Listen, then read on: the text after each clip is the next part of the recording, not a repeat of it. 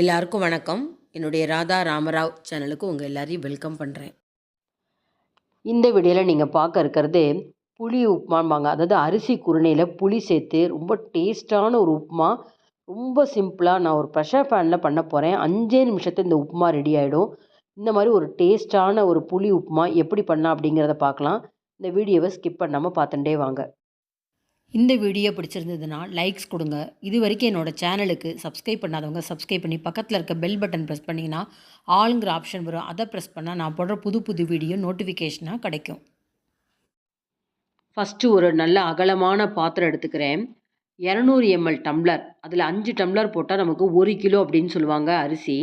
இட்லி அரிசின்னு சொல்லுவாங்க இல்லையா, இட்லி அரிசி இல்லைனா நீங்கள் புழுங்கல் அரிசி எது வேணால் எடுத்துக்கலாம், இல்லை வெறும் பச்சரிசி கூட எடுத்துக்கலாம்.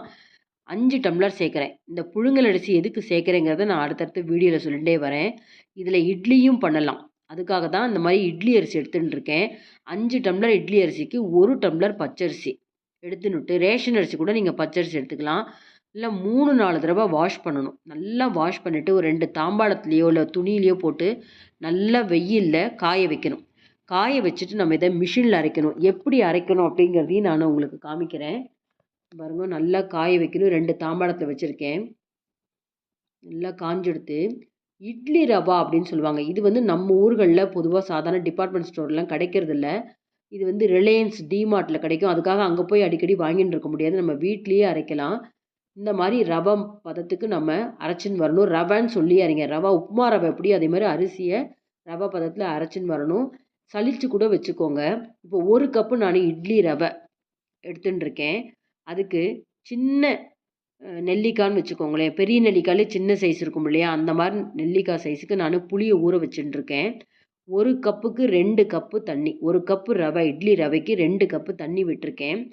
இது கூடவே நான் இந்த பாருங்கள், வெந்நீரில் ஊற வச்ச இந்த நெல்லிக்காய் அளவு புளியை நல்லா கெட்டியாக கரைச்சிக்கணும்.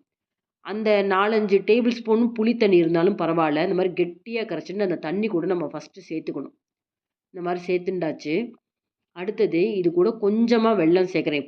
எப்போதுமே புளி சேர்த்து எது பண்ணாலும் கொஞ்சம் வெல்லம் சேர்த்துக்கோங்க, உடம்புக்கு நல்லது. தேவையான அளவுக்கு உப்பு சேர்த்துருக்கேன், கொஞ்சம் மஞ்சப்பொடி. இதெல்லாம் நல்லா மிக்ஸ் பண்ணி கொஞ்சம் ஊறட்டும், வெல்லம் வந்து கரையட்டும். இப்போ ஒரு பேன், அதாவது நான் குக்கர்லேயே ப்ரெஷர் பேன்லேயே பண்ண போகிறேன். இந்த மாதிரி டைரெக்டாக பண்ணலாம், ரொம்ப ஈஸியாக இருக்கும். கடுகு ஜீரகம் ஃபஸ்ட்டு நம்ம தாளிச்சிக்கலாம். நிலக்கடலை சேர்த்துக்கோங்க. வறுத்த நிலக்கடலை, பச்சை நிலக்கடலை எது வேணால் இருக்கலாம். பச்சை நிலக்கடலையாக இருந்தால் கடுகு வெடிக்கிறதுக்கு முன்னாடியே சேர்த்துருங்க. ஏன்னா இது வறுபடுறதுக்கு ரொம்ப டைம் எடுக்கும். அடுத்தது உளுத்தம்பருப்பு, கடலைப்பருப்பு, புளி சேர்த்தனால அந்த சூட்டை தணிக்கிறதுக்கு கொஞ்சமாக வெந்தயம், ஒரு 1/4 டீஸ்பூன் வெந்தயம் வச்சுக்கோங்க. வாசனையும் ரொம்ப நல்லாயிருக்கும். இதையும் நல்லா வறுத்ததுக்கப்புறம் மிளகா, இதுக்கு தேவையான ஒரு 4 வரமிளகா கிள்ளி போட்டிருக்கேன். ஒரு கொத்து கருவேப்பிலை போட்டிருக்கேன். இங்கே பாருங்க, நல்லா அந்த புளி கரைசல் எடுத்துட்டு இது கூட சேர்த்துக்கலாம். பெருங்காயம் வேணும் அப்படின்னா கூட நீங்கள் பெருங்காயம் சேர்த்துக்கலாம். நான் இன்றைக்கி பெருங்காயம் சேர்க்கலை. நல்லா கொதிச்சோடனேயே இந்த 1 கப்பு ரவையை சேர்த்துட்டேன் பாருங்கள். நல்லா மிக்ஸ் பண்ணுங்கள். ஸ்லோவில் தான் இருக்கணும். இப்போ சிம் ஃப்ளேமில் தான் இருக்கணும், ஃபாஸ்ட்டில் வைக்க வேண்டாம். சிம் ஃப்ளேமில் கொதிச்சுன்னு இருக்கிற புளி தண்ணியில் இந்த ரவையை சேர்த்தாச்சு. இப்போ ப்ரெஷர் ஃபேனோட லிட்டு போட்டு மூடிட்டு வெயிட்டும் போட்டுடலாம். ஆனால் கம்ப்ளீட்டாக சிம் ஃப்ளேமில் இருக்கணும். கரெக்டாக 5 நிமிஷம் பக்கத்துலேயே இருந்து 5 நிமிஷத்தில் ஆஃப் பண்ணிட்டுங்க. விட்டுட்டோம்னா அடி பிடிச்சி போயிடும்.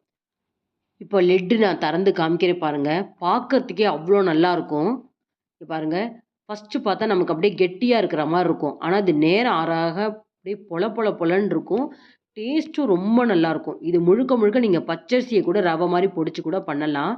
இதுக்கு வந்து நான் கொஞ்சம் தேங்காய் சேர்க்குறேன், ரொம்ப நல்லாயிருக்கும். ஆனால் நீங்கள் டப்பாவில் எடுத்துகிட்டு போகிறீங்க அப்படின்னா தேங்காய் சேர்க்காமல் எடுத்துக்கோங்க. கார்னிஷ்க்கு நான் கொஞ்சம் கொத்தமல்லி தூவியிருக்கேன். இதை வந்து ஒரு கப்பில் போட்டு நான் ப்ரெசென்ட் பண்ணுறேன் பாருங்கள். ரொம்ப ரொம்ப டேஸ்ட்டாக இருக்கும். செய்யறது எவ்வளோ சுலபம் பாருங்கள். ஒரு குக்கரில், அதுவும் ப்ரெஷர் பேனில் நிமிஷம் பண்ணலாம். எத்தனை பேர் வந்தாலும் பெரிய குக்கர் வச்சு கூட ஒரு 10-15 பேருக்கு இதே மெத்தடில் பண்ணலாம். இதுக்கு நான் எப்போதுமே புளி அவல் உப்புமா இல்லை அரிசி நொய்யில் இந்த புளி உப்புமா பண்ணாலே தயிர் சேர்த்துப்பேன். அது உடம்புக்கு நல்லது அப்படிங்கிறப்ப.